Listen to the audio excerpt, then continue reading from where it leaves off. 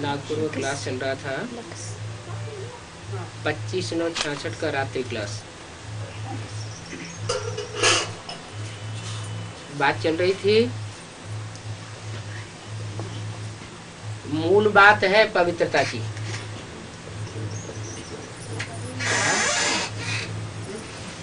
इस ज्ञान में मूल लक्ष्य क्या है?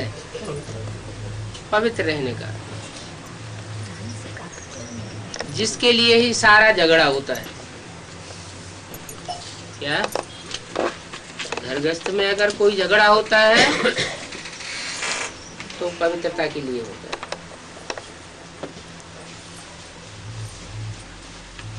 और लौकिक दुनिया में, लौकिक दुनिया वालों से और अलौकिक ब्राह्मण परिवार वालों से अगर कोई झगड़े होते हैं तो उसका मूल कारण क्या है? पवित्रता। और ब्राह्मण परिवार में भी बेसिक नॉलेज वालों में और एडवांस नॉलेज वालों में, दोनों के बीच अगर कोई झगड़ा होता है तो मूल बात क्या है? पवित्रता की। क्योंकि एडवांस नॉलेज में जो चलते हैं उनकी पवित्रता की परिभाषा भी गहरी है। दुनिया वालों की पवित्रता की परिभाषा है घर गृहस्थ छोड़ दो और जंगल में जाके पवित्र रहो। वो पवित्रता को मानते हैं। बेसिक ब्राह्मणों की दुनिया में ये सिखाया जाता है कि नहीं, घर गृहस्थ को छोड़ने की बात नहीं है। घर गृहस्थ में भले रहें, लेकिन घर गृहस्थ में रहते हुए भी बुद्धि योग से अपवित्रता को छोड़ना है और पवित्र रहना है। और एडवांस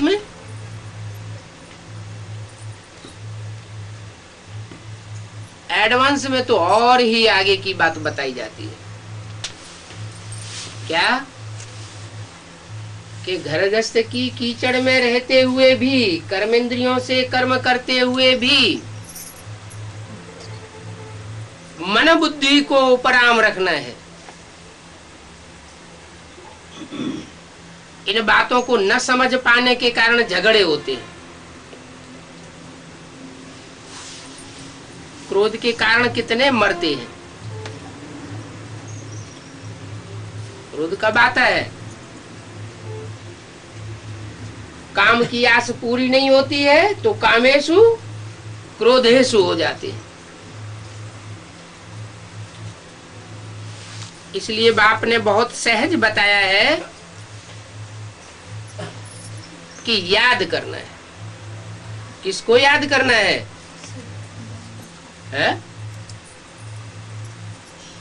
मिट्टी को याद करना है, पत्थर को याद करना है, पत्थर के लिंग को याद करना है। कोई भी महात्मा को याद करना है, गुरु को याद करना है। देवता को याद करना है। किसको याद करना है? ऊंच ते ऊंच जो एवर प्योर है। कौन? शिव बाप या शिव बाबा? शिव बाबा। बाप तो बिंदु, बिंदु बिंदु आत्माओं का बाप ज्योति बिंदु। उसके एवर प्योर और नॉन प्योर होने की बात ही नहीं। बिंदी के लिए नहीं कहा जाएगा पवित्र।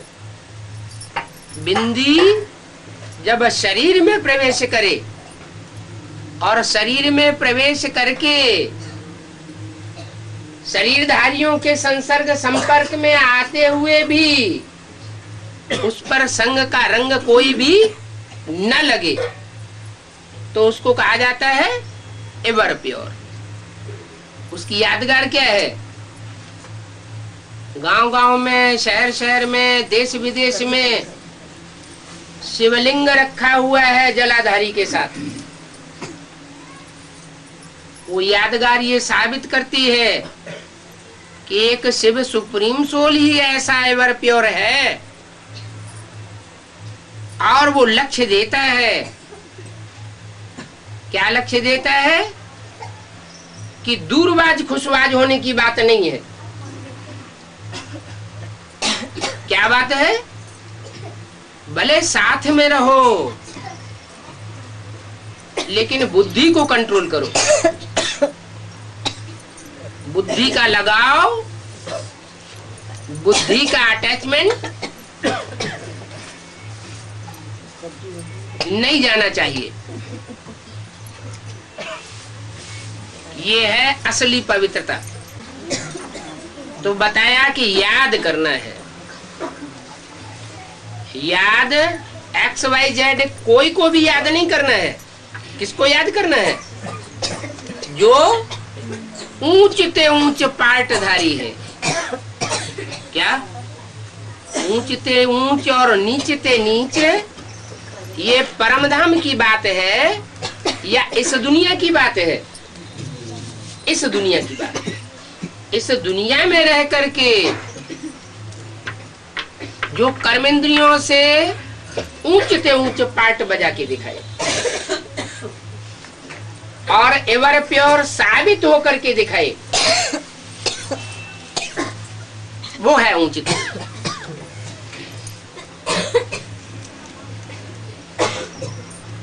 संग का रंग अगर अटैचमेंट है तो जरूर लगेगा। अगर बुद्धि डिटैच है, निर्लिप्त है, तो संग का रंग नहीं लग सकता। कर्म इंद्रियों का ये स्वभाव है कि कर्मेंद्रियों से जब हम कर्म करते हैं और बुद्धि योग कहीं दूसरी ओर लगाते हैं, तो कर्मेंद्रियां अपना भोग स्वीकार नहीं करती। सीधा सा उदाहरण है, जैसे कोई महबूब अपनी महबूबा को याद करता है, याद करते करते कारखाने में काम करता है, रास्ते में जाता है और उसकी आंखों के सामने से ढेर लोग गुजर जाते हैं, उसे कोई याद नहीं रहता। क्यों नहीं याद रहा? आंखें तो खुली हुई थी। क्या कारण हुआ? आंखें खुली होते हुए भी आंखों के सामने से जो लोग गुजर गए वो याद क्यों नहीं रहे? आंखें खुली रही तो आंखों ने अपने विषय को ग्रहण क्यों नहीं किया? क्योंकि बुद्धि महबूबा की तरफ थी। जो लोग आंखों के सामने गुजर गए उनकी तरफ बुद्धि योग नहीं गया। ऐसे ही दूसरी इंद्रियों का भी स्वभाव है। इंद्रियां मन बुद्धि के लगाव के बगैर अपना भोग स्वीकार नहीं करती। तो ऐसी प्रैक्टिस करनी है कि इंद्रियां संग में रहते हुए भी अपने विषय भोग को स्वीकार न करे, तो कोई भी पाप कर्म नहीं लग सकता।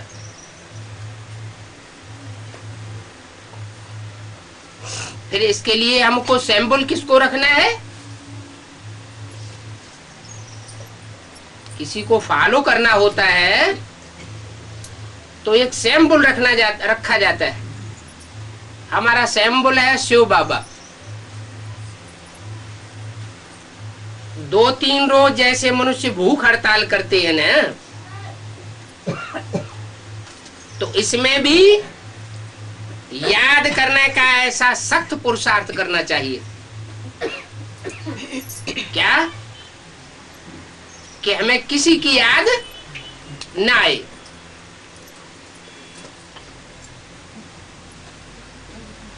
तो हम 2-3 दिन इकट्ठा याद में रहते। जितना हो सके अपने साथ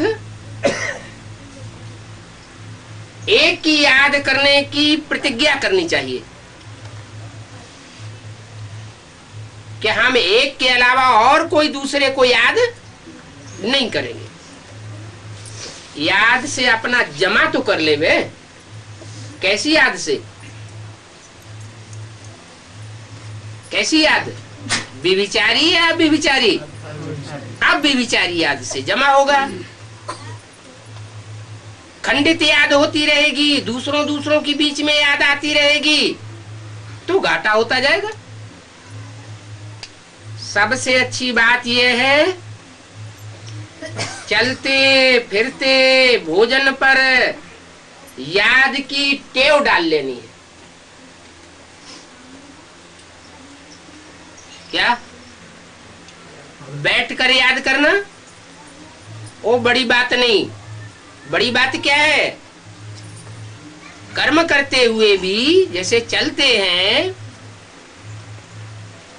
भोजन करते हैं, उस समय भी हमें याद रहे तो क्या होगा? भोजन में आसक्ति नहीं होगी। जैसे लगाव पूर्वक कोई चीज खाई जाती है तो वो चीज बार बार याद आती है। बड़ा अच्छा भोजन था, कितना स्वादिष्ट रसगुल्ला था, तो पदार्थों की भी याद आती है। जिन्हें चैतन्य आत्माओं का संग किया जाता है कर्मेंद्रियों से, वो भी याद आती है।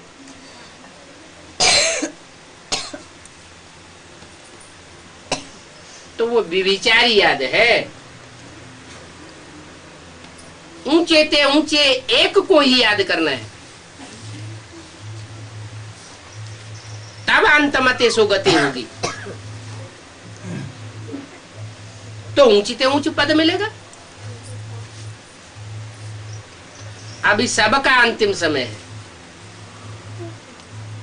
सबकी अंतमते सो गति होने वाली है।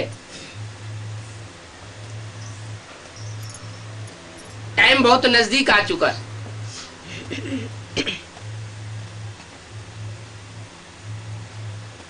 इस दुनिया का विनाश सामने खड़ा हुआ है। जैसे अर्जुन से गीता में भगवान ने कहा, ए अर्जुन, ये सब मरे पड़े।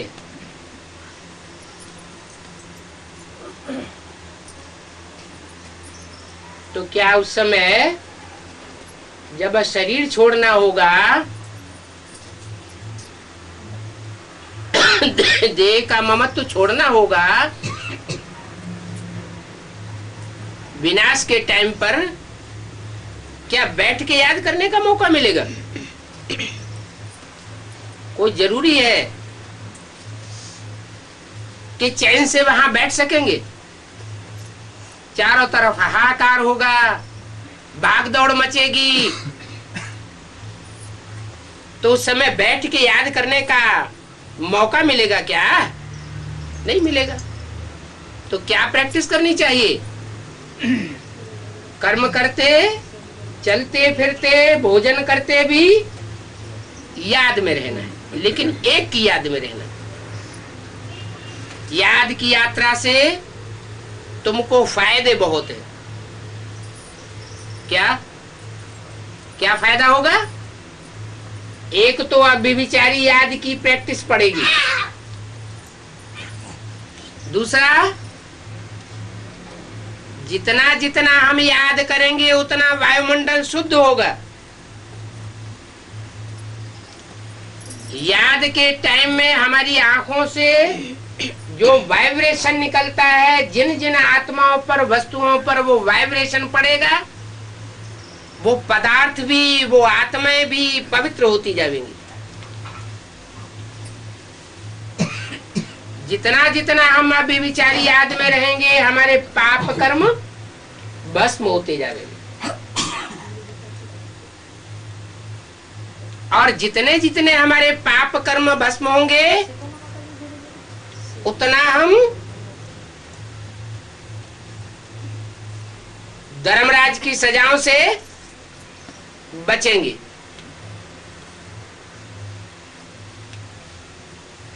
और धर्मराज की सजाओं से जितना जितना हम बचेंगे उतना उतना हमको ऊंच पद मिलेगा, जन्म जन्मांतर के लिए ऊंचा पद बन जाएगा। तो याद से कितने फायदे हैं। कहते हैं योग बल से विश्व की बादशाही मिल सकती है। तो जब सारे ही विश्व की बादशाही मिल सकती है, जो विश्व की बादशाही आज तक हिस्ट्री में बड़े बड़े महत्वाकांक्षी हुए, उन्होंने भी विश्व की बादशाही प्राप्त नहीं कर पाई। उन्होंने सोचा कि बाहुबल से हम सारी दुनिया को जीत लेंगे। हिटलर, नेपोलियन, मुसोलिनी, कोई भी विश्व के ऊपर विजय प्राप्त नहीं कर सके। ऐसी विश्व की बादशाही योग बल से प्राप्त हो सकती है। तो योग बल से क्या नहीं प्राप्त हो सकता।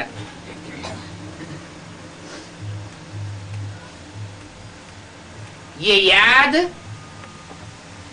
भगवान का सबसे बड़ा प्रसाद है, सबसे बड़ी देन है।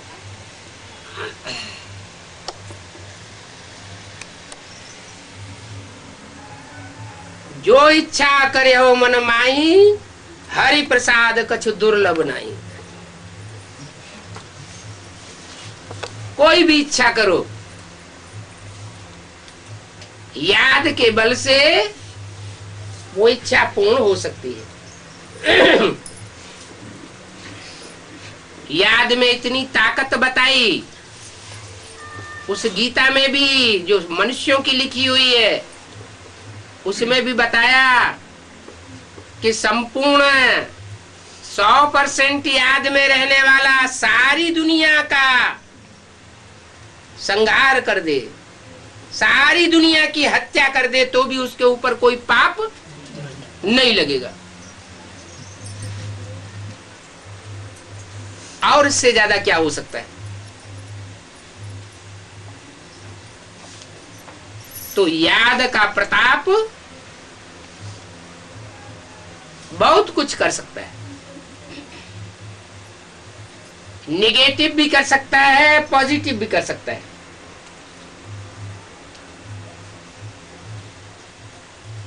तुम तो विश्व को पवित्र बनाने के निमित्त बनते हो।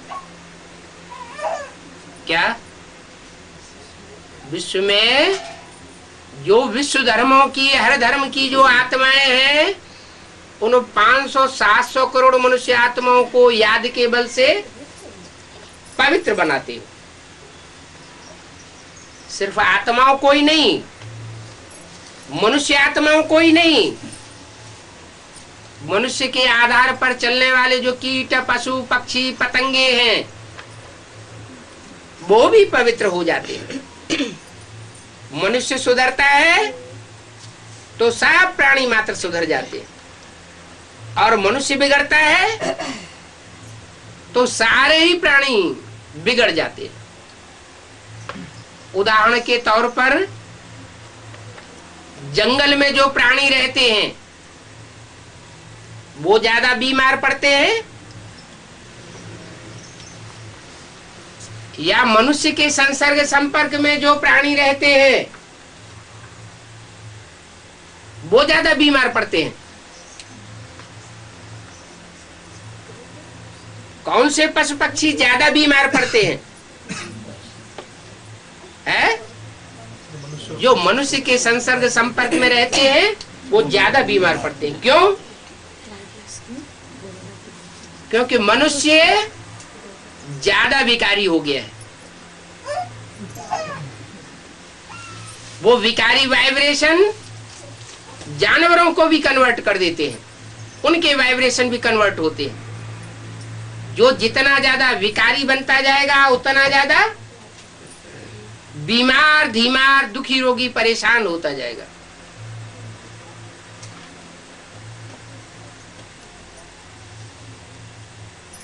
तो जब तुम विश्व को पवित्र बना सकते हो याद की यात्रा से, तो भोजन तो कोई बड़ी बात नहीं है। क्या भोजन कहीं बाई चांस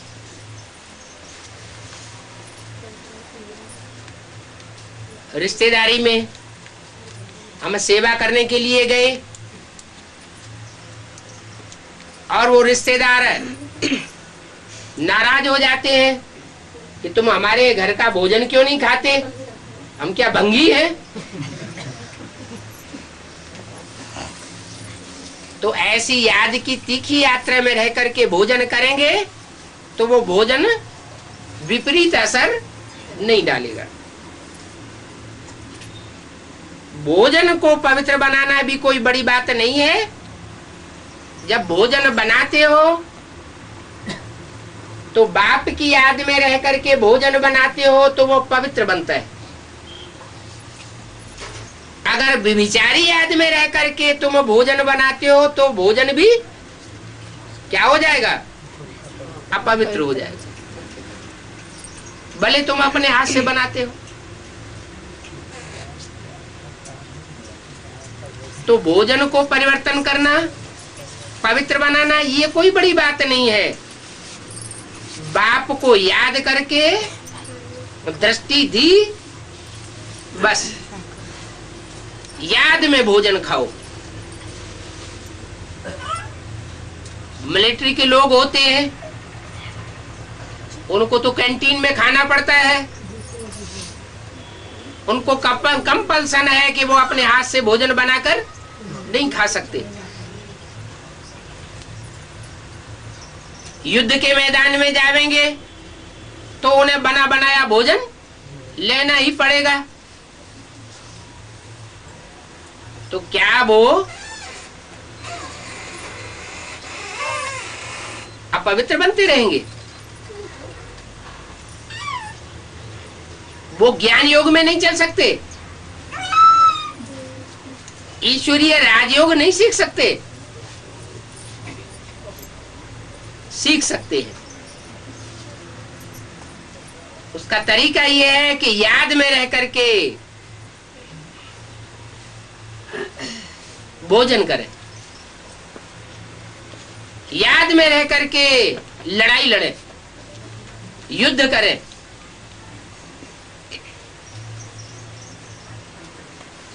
मूल बात है विकार की। विकारी दृष्टि वृत्ति नहीं होनी चाहिए, इसमें खबरदार रहना है, क्योंकि विकारों की ही कट चढ़ती है। काहे के ऊपर? किसके ऊपर कट चढ़ती है? आत्मा के ऊपर। मनसा में विकार बहुत तूफान लाते हैं। विकार माना माना विपरीत, कार माना कर्म। जो श्रीमत के बरखिलाफ कर्म है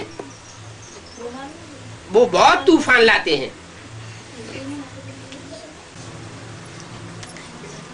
तो मनसा में जो तूफान आते हैं विकारों के,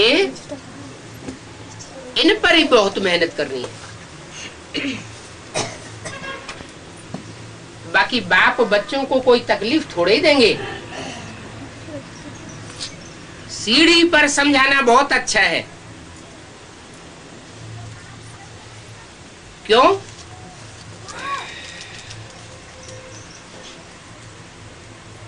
क्यों बहुत अच्छा है?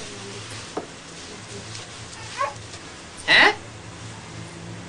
सीढ़ी ये बात दिखाती है कि सतयुग में जब देवताएं आत्मिक स्थिति में एकाग्र होते हैं तो कितने सुखी रहते हैं।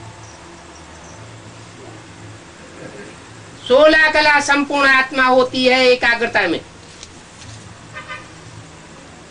त्रेता में 2 कलाएं कम हो जाती हैं।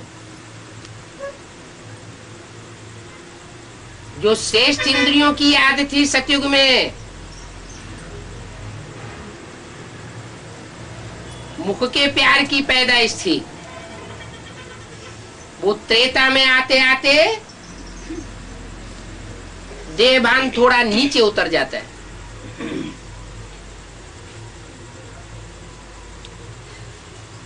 तो प्योरिटी की पावर कम हो जाती है।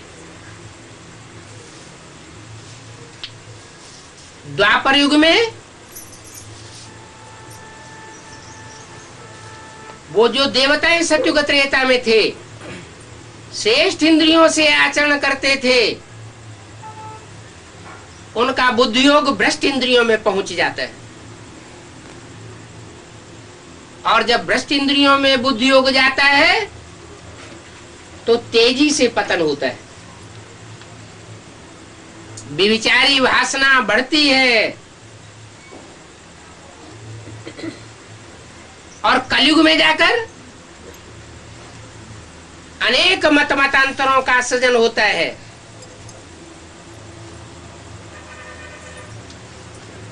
और सब मनुष्य आत्माएं अपने बुद्धियोग को खो बैठती है, तो कलाहीनता हो जाती है। तो सीढ़ी पर समझ सकते हैं कि एकाग्रता बहुत बड़ी चीज है। कलयुग के अंत में तो परमात्मा को ही सर्वव्यापी बताई देते, तो बुद्धियोग और ही ज्यादा भटक जाता है कण कण में।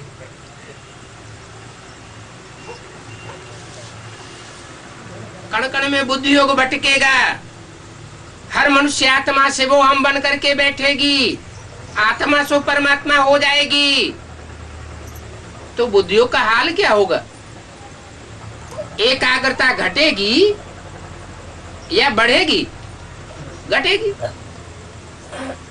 तो सीढ़ी पर समझाना बहुत अच्छा है।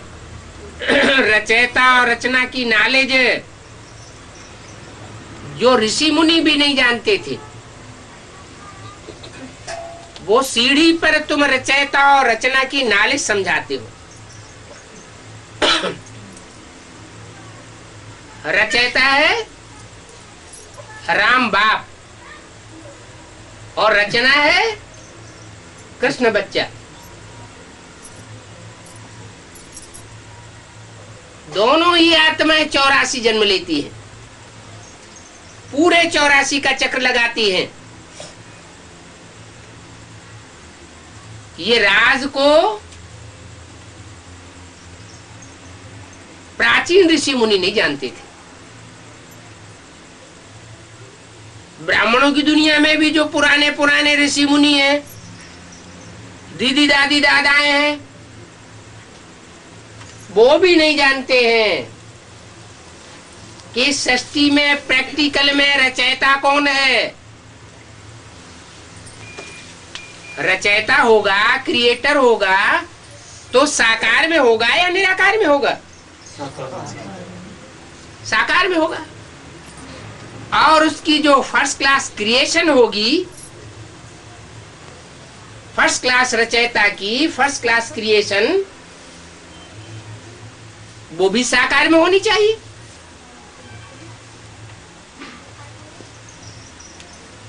तो रचयिता कौन और रचना कौन? फर्स्ट क्लास रचना कौन? और फिर पहली रचना कौन?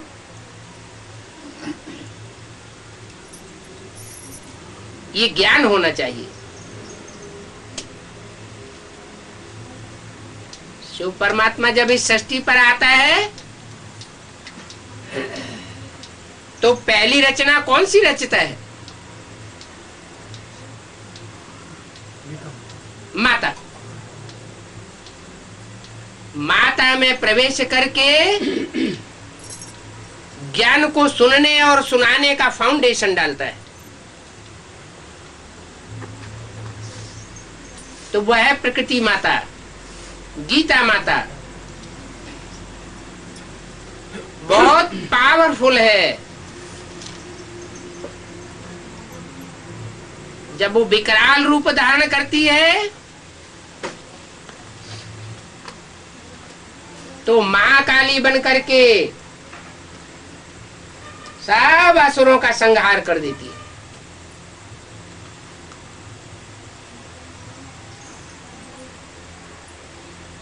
वही बचते हैं जो नई सृष्टि में जाने योग्य होते हैं।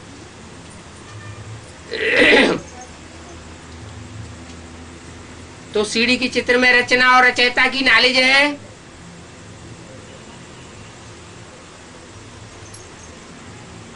इनसे रोशनी बहुत अच्छी आ जाती है।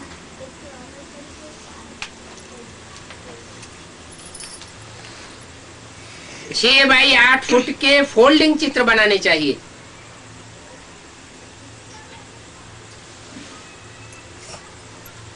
जो बड़े चित्र होते हैं वो शो अच्छा करते हैं।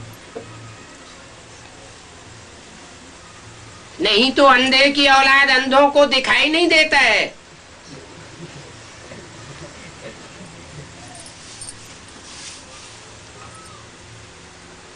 बच्चों की विजय तो होगी ही।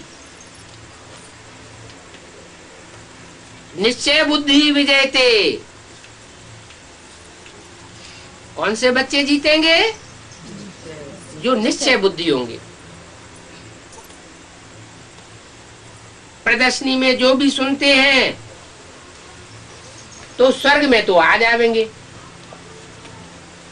हैं?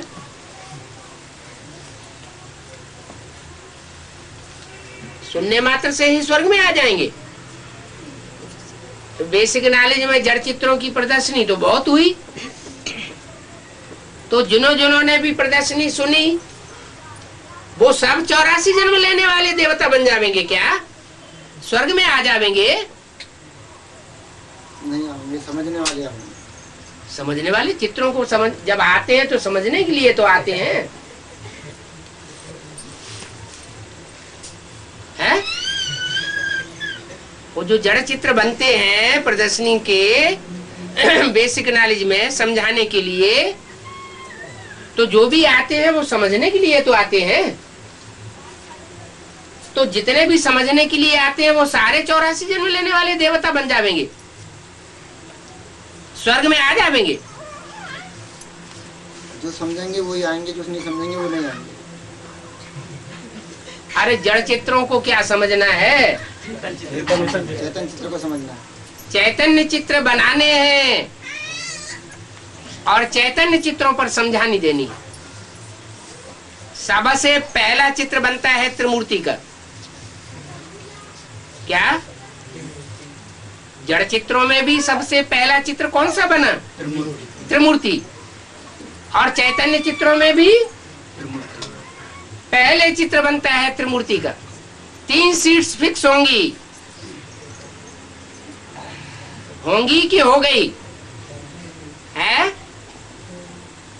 3 सीट फिक्स हो गई। इस सृष्टि पर ब्रह्मा का प्रैक्टिकल चित्र चैतन्य में पार्ट बजाने वाला कौन? साकार में होना चाहिए। विष्णु का पार्ट बजाने वाला साकार कौन? जिसमें ला और लव दोनों का बैलेंस हो।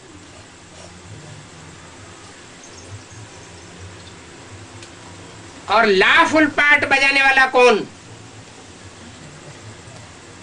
तीसरी मूर्ति जो दिखाई गई है, शंकर। ये तीनों मूर्तियों का ज्ञान बुद्धि में होना चाहिए। अगर बुद्धि में ये ज्ञान नहीं है तो स्वर्ग में आने योग्य नहीं है। क्यों? 3 मूर्तियों की प्रैक्टिकल में पहचान अगर बुद्धि में नहीं है तो वो आत्मा स्वर्ग में नहीं आ सकती। बाप को, त्रिमूर्ति बाप को नहीं पहचाना तो बाप का वर्षा स्वर्ग कैसे मिलेगा?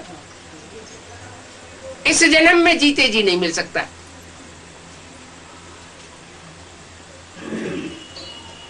अगले जन्म में मिल सकता है, माना 82-83 जन्म का प्राप्ति कर सकता है, लेकिन 84 जन्म की प्राप्ति नहीं कर सकता। तो प्रदर्शनी में जो भी सुनेंगे वो स्वर्ग में आ जाएंगे। कौन सी प्रदर्शनी में? चैतन्य चित्रों की प्रदर्शनी में जो सुनेंगे वो स्वर्ग में आ जाएंगे। परंतु सिर्फ सुनने का पुरुषार्थ नहीं करना है, उच्च पद पाने का पुरुषार्थ करना है। सुनना सुनाना ये तो भक्ति मार्ग में भी 63 जन्म होता आया। नई दुनिया में जाकर प्रजापद पाना ये कोई बड़ी बात नहीं है। बड़ी बात क्या है? नई दुनिया में राजयोग के द्वारा राजघराने में आने का पुरुषार्थ करना। कम से कम 16,108 की लिस्ट में तो आवे। जो प्रिंस प्रिंसेस बनते हैं, राजा महाराजा बनते हैं, महाराजा महारानियां बनते हैं,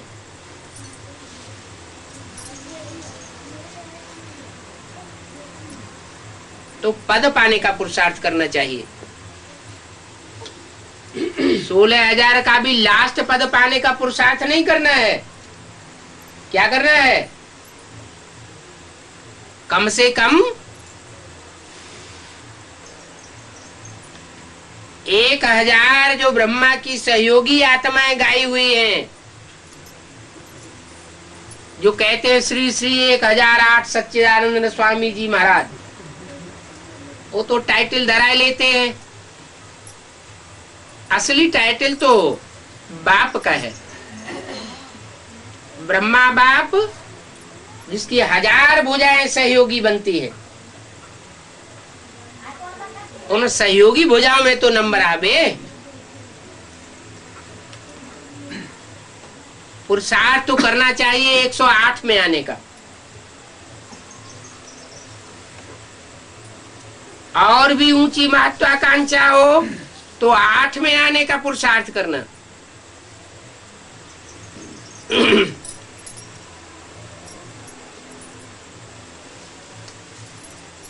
नशा रहना चाहिए। हम गॉड फादरली स्टूडेंट हैं। भगवान बाप हमको पढ़ाता है। क्या पढ़ाई पढ़ाता है?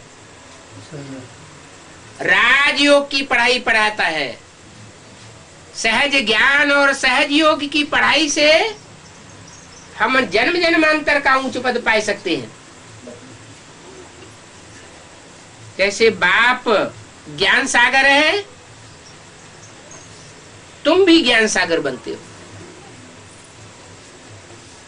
जो जितना ज्ञान धारण करता है वो उतना ही उच्च पद पावेगा।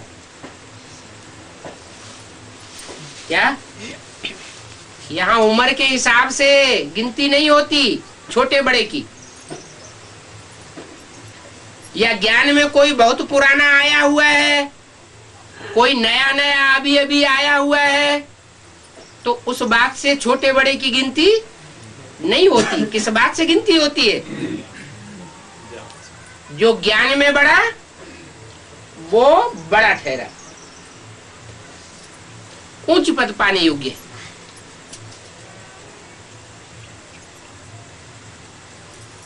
फिर ज्ञान के ही पंडित बन करके नहीं रह जाना है। क्या? रावण क्या था? ज्ञान का प्रकांड विद्वान था।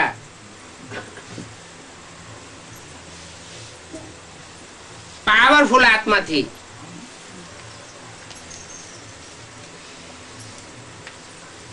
लेकिन लेफ्टिस्ट बन के रह गया। राइटियस नहीं बन पाया। मुक्ति प्राप्त होती है लेकिन जीवन मुक्ति नहीं मिलती। तो बाप ज्ञान का सागर है तो तुम भी मास्टर ज्ञान सागर बनते हो। ज्ञान के साथ साथ प्यार का भी सागर बनना है। गाते हैं ना, तू प्यार का सागर है, तो प्यार के सागर के बच्चे भी कैसे होना चाहिए? मास्टर प्यार के सागर होना चाहिए। वो तो तभी ही होंगे जब आत्म की स्थिति वाले होंगे। स्वयं को आत्मिक रूप में प्रैक्टिस करें, याद करने की, और दूसरी आत्माओं को भी जब देखें, जब उनसे बात करें, तो क्या प्रैक्टिस पक्की होनी चाहिए कि हम स्टार आत्मा से बात करते हैं।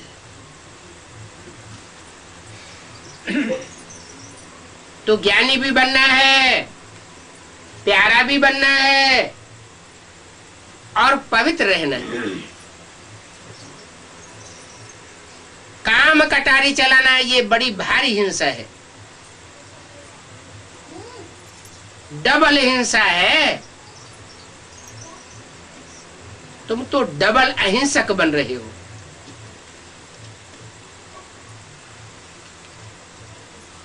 तुम स्थूल हिंसा भी नहीं करते हो और सूक्ष्म हिंसा भी नहीं करते हो। तुम जानते हो सतयुग में अहिंसक कोई भी बात, वो हिंसा वाली कोई बात नहीं होती।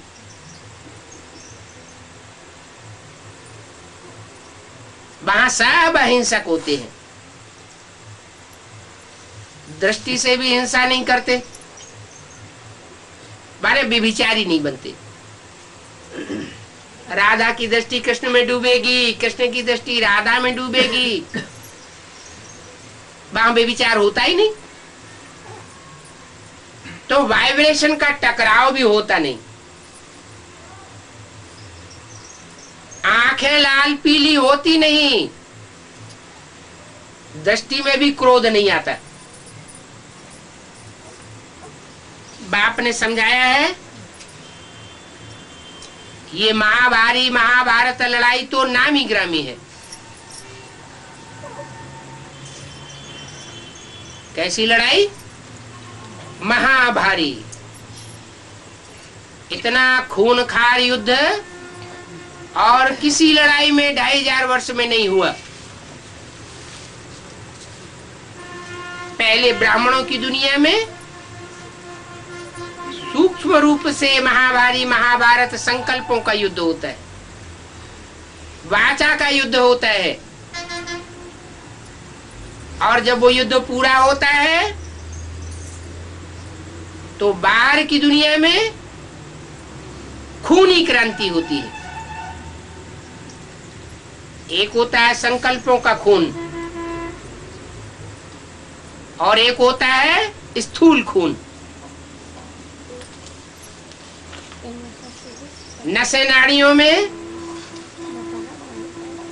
दो तरह का खून बहता है, शुद्ध खून भी और अशुद्ध खून भी।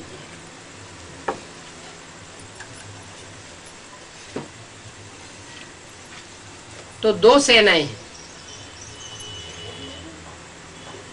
एक आसुरी और दूसरी देवताई। दैवी सेना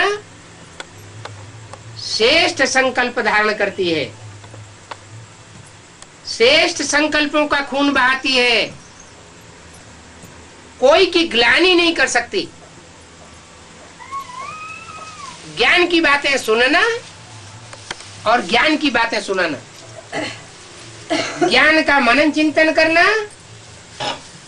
और दूसरों को भी ज्ञान का मनन चिंतन मंथन कराना, न किसी की व्यक्तिगत ग्लानि करना और न ग्लानि सुनना। ये किसका काम? देवताओं का। ये दैवी सेना का काम है, आसुरी सेना का काम इसके विपरीत है। वो ज्ञान की जगह क्या सुनावेंगे? अज्ञान ही सुनावेंगे, ग्लानि की बातें सुनावेंगे। तो आसुरी पक्ष ग्लानि सुनाता है। जो ग्लानि सुनाता है उनका हिस्ट्री में नाम पड़ता है मुगल। क्या? मुगल। मुंह कैसा हो गया? गल गया।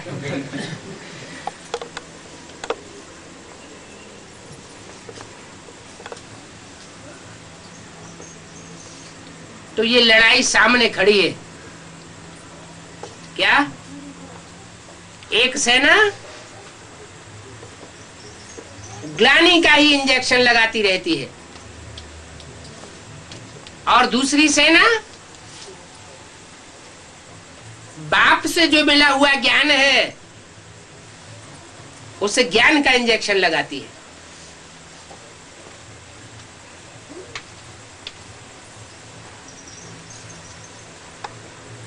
ये लड़ाई नामी ग्रामी है, 5 वर्ष भी चल सकती है। परंतु समझते हैं अर्जुन देरी है। राजधानी अभी पूरी स्थापन कहाँ हुई है? जब तक पूरी राजधानी स्थिरियम नहीं होती, राजधानी हिलती डुलती है, तब तक विनाश नहीं हो सकता। ये भी जानते हैं।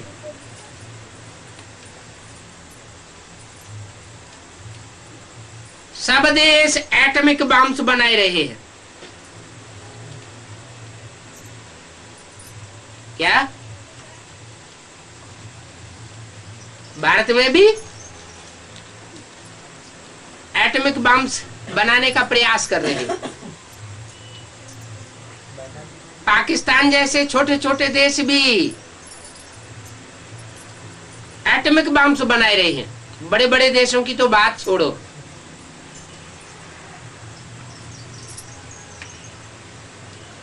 ये एटॉमिक बम्स भी बेचना शुरू कर देंगे और बच्चों ने विनाश का साक्षात्कार भी किया है। तुम तो बैठे हो नर से नारायण बनने के लिए। नर से नारायण वो ही बनेंगे जो स्थापनाकारी होंगे। तो बच्चों को बड़ा उल्लास में रहना चाहिए, उमंग उत्साह में रहेंगे तो दूसरों को भी उमंग उत्साह के वाइब्रेशन देंगे। गिरना नहीं चाहिए। संकल्पों में भी नेगेटिव संकल्पनाएं, गिरे हुए संकल्पनाएं, वाचा भी गिरी हुई न निकले, हल्की वाचा न निकले। हार नहीं खानी चाहिए। काम विकार की चोट खाना खराब कर देती है। बहुत संभाल करनी है। फिर भी माताएं पुकारती हैं, हमको नगन करते हैं। लेकिन माताएं हो चाहे भाई हो, काम महाशत्रु तो दोनों का है। भले भाइयों को बाबा ने दुर्योधन दुशासन कह दिया, लेकिन दुर्योधन दुशासन की एक्टिविटी के प्रभाव में क्यों आना चाहिए? माताओं का मन चंचल क्यों होना चाहिए? अगर प्रभावित होती है तो उनकी प्रजा बनना पड़े।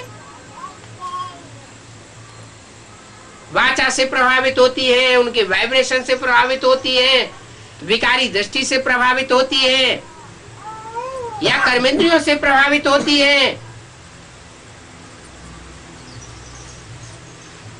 तो प्रजा बनने की शूटिंग होती है। बुद्धि एकदम प्रभावित नहीं होनी चाहिए।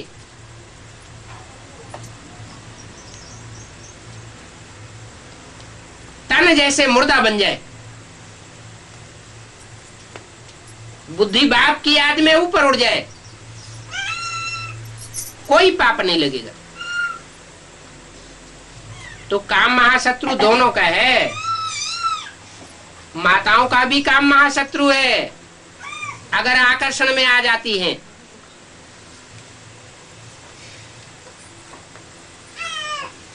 दुनिया में तो देखो कितने वैश्याओं के घर हैं। क्या बाप तो कहते हैं घर घर में वैश्यालय है। अगर पति पत्नी पर बलात्कार करता है तो विशेष दुनिया हुई ना।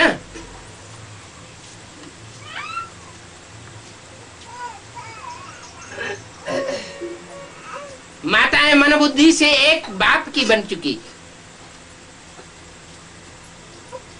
मन बुद्धि से उन्होंने तन मन धन सब बाप का बनाई दिया।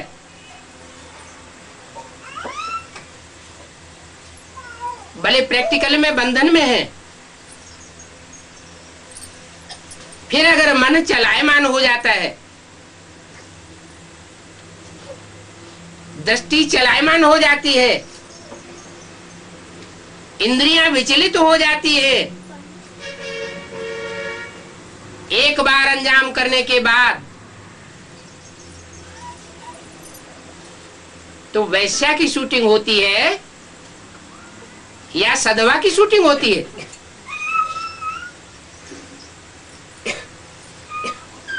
बाप कहते हैं अभी वैश्यालय नहीं बनाना है। माताएं ये कार्य कर सकती हैं।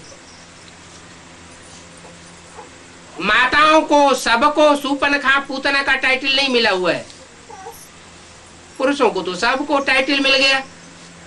सब पुरुष दुर्योधन दुशासन है। वो खुद में अपने में परिवर्तन नहीं ला सकते। शक्तियां आगे बढ़ सकती हैं। अभी बाप आए हैं शिवालय बनाने, तो बाप का सहयोगी बनना है। किसी भी हालत में शिवालय बनाना है, वैश्यालय नहीं बनाना। वाइब्रेशन बिगड़ने नहीं देना।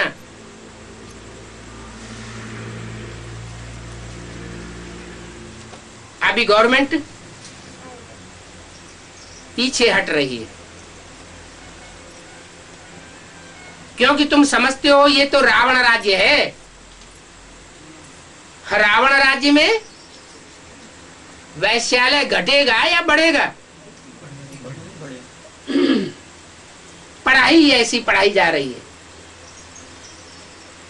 विदेशी सभ्यता की। बाप कहते हैं ये डॉगली पढ़ाई है, कुत्ता कुतिया बनाने वाली पढ़ाई। कोई यार प्यार इस दुनिया में, कलयुगी दुनिया में नहीं होता। सब धोखेबाज है। जब विनाश का टाइम आवेगा तो सब पीछे कदम हटा लेंगे। जैसे एक नजारा दिखाया था कराची में, हिंदुस्तान पाकिस्तान का बंटवारा हुआ तो जो 7 तालों में बांध बांध करके रखते थे, मेरी बेटी, मेरी पत्नी, मेरी बहन, वो सब छोड़ के भाग गए।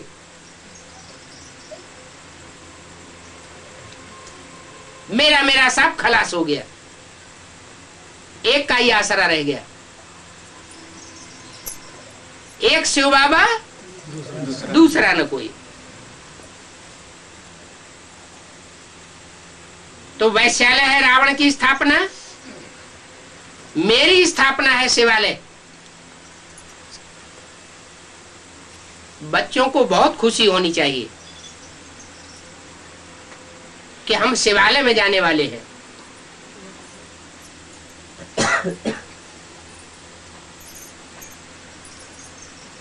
कितने जाएंगे शिवालय में? 9 लाख आत्माएं शिवालय में जावेंगी। उनमें भी जीते जागते कितने जावेंगे? कुछ तो शरीर छोड़ के जावेंगे, वो तो बच्चे के रूप में जन्म लेंगे। जो अपने शरीर को ही रिजुविनेट करके जावेंगे वो माता पिता के रूप में होंगे नई सृष्टि में। बाकी 9 लाख के अलावा जितने भी जावेंगे वो कम कलाओं वाले बनेंगे। यहाँ कच्चे ब्राह्मण बनते हैं, पूरा ज्ञान नहीं उठाते, तो वहां कच्चे देवता बन पड़ते हैं।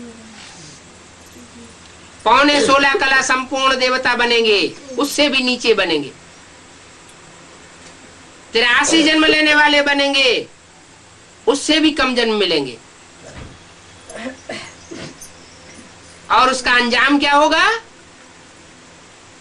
जब द्वैतवादी युग द्वापर शुरू होगा तो दूसरे दूसरे धर्मों में कन्वर्ट हो जाएंगे। कच्ची आत्मा ही कन्वर्ट होती है। देवी देवता सनातन धर्म का जो पक्का होगा वो कभी कन्वर्ट होकर के दूसरे धर्म में जा नहीं सकता। तो हर एक बच्चे को अपने लिए पुरुषार्थ करना है। बाप के पास तो सब बच्चे हैं। क्या कहा? सब बच्चे हैं, माने 500 करोड़ बाप की प्रजा है, सब बच्चे हैं, कोई भी धर्म के हो, बाप तो सबको पुरुषार्थ कराता है। सबका हक है बाप से वर्षा पाने का। एक बाप से सब वर्षा पाते हैं। कोई मुक्ति का पाते हैं, कोई जीवन मुक्ति का पाते हैं। इसलिए अब बच्चों को आत्मा अभिमानी बनना है।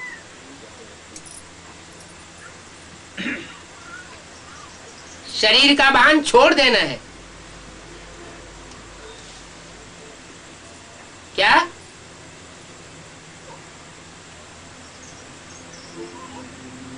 ऐसे नहीं कि हम तो अभी बच्चे हैं ना, बाप तो बाप है। नहीं, हम बाप के बच्चे हैं। अपने कुल का फखुर होता है ना। कौन से बाप के बच्चे हैं? हमारा बाप सूर्य है, तो हम कौन से वंश के हुए? हम सूर्यवंशी बच्चे हैं। अपने कुल का फखुर रहना चाहिए। बाप कहते हैं मैं आता ही भारत खंड में हूं। क्या? अरब खंड में नहीं आता हूं, इस्लामी में, क्रिश्चियन खंड में नहीं आता हूं, कोई यूरोपीय में आ जाऊं या क्रिश्चियन धर्म में कन्वर्ट होने वाले में आ जाऊंगा।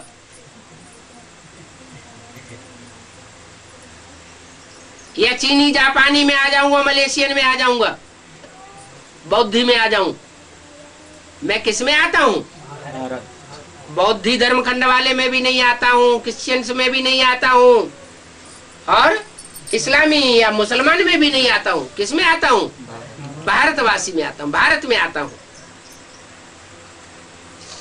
मैं पतित पावन हूं। क्या? और दूसरे दूसरे खंड और वहां के वासी बाद में आते हैं। और भारतवासी तो बहुत पुराने हैं। तो ज्यादा पतित कौन बनते? जो जास्ती पुराने हैं वो जास्ती पतित बनते हैं। तो मैं पतितों को आकर पावन बनाता हूं। अब आकर के लिबरेट कर रहे हैं। ये किसको पता ही नहीं है। क्या? दूसरे धर्म खंड वालों को पता नहीं है क्या कि बाप आकर के दुख दर्दों से मुक्ति दिला रहे हैं। ये शरीर रहते रहते, जीते जागते दुख दर्दों से मुक्ति पानी है, उसको कहते हैं जीवन मुक्ति।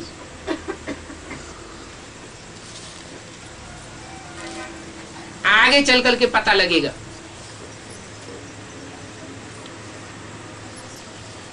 क्या कि लिबरेटर बाप आया हुआ है। ये सीडी आदि के चित्र अखबारों में भी डाल देंगे कि भारत कैसे पतित बनता है अनेकों के संग के रंग में आने से, और भारत कैसे पावन बनता है एक के संग के रंग में आने से।